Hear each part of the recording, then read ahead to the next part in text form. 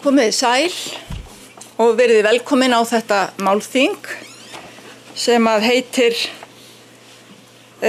Akureyrarborg og endalok höfuðborgarstefnunnar. Stórt heiti á málþingi sem ætlað að vera nokkuð snart og ekki að taka mjög langan tíma, en verður örugglega þeim mun innihaldsríkara ef að ég lesi rétt úr frummælendum og heitum á erindum þeirra. Þessu málþingi varpað beint út og það er sjónvarpsstöðin N4 sem að það gerir, en þessi beina útsending í boði Atvinnuþróunarfélags Eyjafjarðar, Akureyrarbæjar, Háskólans á Akureyri og sjónvarpsstöðarinnar N4. Þetta málþing hins vegar á vegum Háskólans á Akureyri og eins og þið hefði séð sem hafi skoðað dagskrána þá gert ráð fyrir því að það séu 2 hlé. Okkur líst þannig á að fyrra hléð verði með styttra móti, þannig að menn færi sig ekki mikið úr stað nema þá helst frummælendur sem að ef til vill kemi hér og settust þá við pallinn, þeir sem að næstir eru til að taka til máls.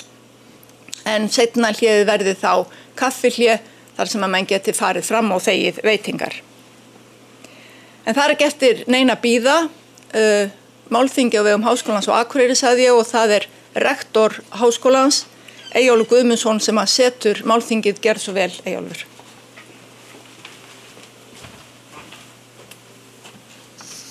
Takk fyrir það, fundarstjóri, háttvirtir þingmenn, bæjarstjóri, góðir ráðstefnugestir sem hér eruð og heima sitjið.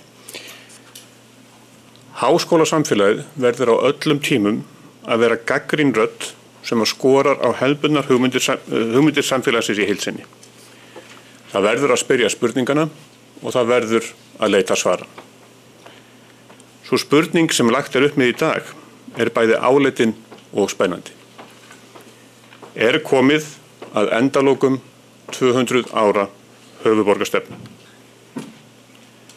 Háskólinn á Akureyri hefur hlutverk að gegna fyrir landið allt og ber því að leiða slíka umræðu þá þætti sem okkur öll varðar, eins og til dæmis þá stefnu sem hér hefur verið í lýði, meðvitað og ómeðvitað 200 ára skeið.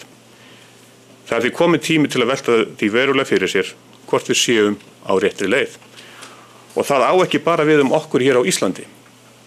Því ef við skoðum skýrslu hagfræði og félagsmáladeildar Sameinuðu þjóðanna sem var gefin út á síðustu ári í nýju formi, þar sem að rýnt í þróun byggðarlaga heim allan, að þá kemur fram að á árinu 2014 búi 54% jarðarbúa í þéttbýli. Og að þetta hlutfall fari í 66% árið 2050. En ef að rýnt í skýrsluna nánar, og hún er nú einar 500 blaðsíður, þannig að það þarf aðeins að rýna, þá kemur ýmislegt áhugavert í ljós. Til dæmis er bent á mikla fjölgun smærri borga og þær borgir munu vaxa hlutfallslega hraðar heldur en margar af þeim stærri borgum. Til dæmis er ekki gert ráð fyrir því að Tókjó, sem í dag er stærsta borgin, að hún vaxi til ársins 2030 heldur fækki íbúðum 1 milljón. Þannig að það að verða líka stórar breytingar á íbúðaminstrinu. Og það sem líka gerast að svokallaðar stórborgir, megaborgir, sem við Íslendingar eigum ekki nöfn yfir ennþá, þeim mun líka fjölga. Og skilgreiningin á borg virðist vera komin á flot. Hugsið til dæmis til Kaupmannahafnar, Málmeyjar og Gautaborgar. Það orðið að efnahagssvæði, borgarsvæði, þar sem fólk velur sér búsetu eftir því hvers konar búsetu skilurinn það vill búa við. Fólk keyrir daglega á milli Danmerkur og Svíþjóðar til að sækja sína vinnu. Þarna orðið eitt stórt efnahagssvæði óháð landamærum. Og það að benda á enn meira öfgar í þessum efnum ef horft til Kína. Þar sem að stefnan að setja saman, að tengja saman Beijing á saman nokkurum öðrum borgum sem eiga að mynda 130 milljóna efnahagssvæði innan eins lands. Það því nokkuð ljóst að næstu áratugum munum við sjá miklar breytingar í heiminum hvað varðar búsetu skilyrði og búsetu óskir einstaklinga. Oft rætt að Ísland þurfa að keppa við hennar stóru borgir og því verða að byggja upp eina borg. En við hvað ætlum við að keppa? Ætlum við að keppa við svæðið í kringum Kaupmannahöfn? Ætlum við að keppa við stórborgir í Asíu? Hvað það sem við ætlum að leyfa okkar fólki að hafa aðgengi að? Mögulegt að það sé raun og veru rangt að fullyrða að það þurfa að byggja upp eina borg og að í framtíðinni sé það fjölbreytni í búsetukostum sem muni heilla hvað mest. Að geta valið að búa á fleiri en einum stað þar sem það boðið upp á alla það þjónustu sem krafist í nútíma borgarsamfélagi.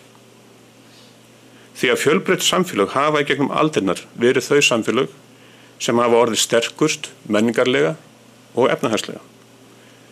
Ef Ísland á að vera valkostur fyrir ungt fólk í framtíðinni, ef Ísland á að vera valkostur fyrir ungt fólk í framtíðinni, þá ekki komið að endalokum einborgarstefnu? Verðum við ekki að fjölga valkostum? Þessar spurningar eru áleitnar og það verður spennandi að fylgjast með því hér í dag. Fylgjast með erindum fyrirlesara sem hver á sinn hátt velti því fyrir sér hvernig við myndum hugsa öðruvísi Akureyri, Norðurland allt, ef svo þið litið á að hér á Norðurlandi verði byggt upp borgarsamfélag byggðarlaga sem tengjast í eitt stórt efnahagsvæði frá Vestur-Norðurlandi, Eyjafjörð og Mið-Norðurland til Austur-Norðurlands. Á sama hátt og Kaupmannahöfn, Malmö og Gautaborg hafa myndað eitt svæði, að þá getur Norðurland myndað eina stóra borg. Þannig að það verður spennandi að sjá þær tillögur, þær hugmyndir sem að fyrirlesarinn velta fyrir sér. Og ég segi ekki annað heldur en hefjist á leikar, ráðstefnan sett, njótum dagsins saman. Takk fyrir.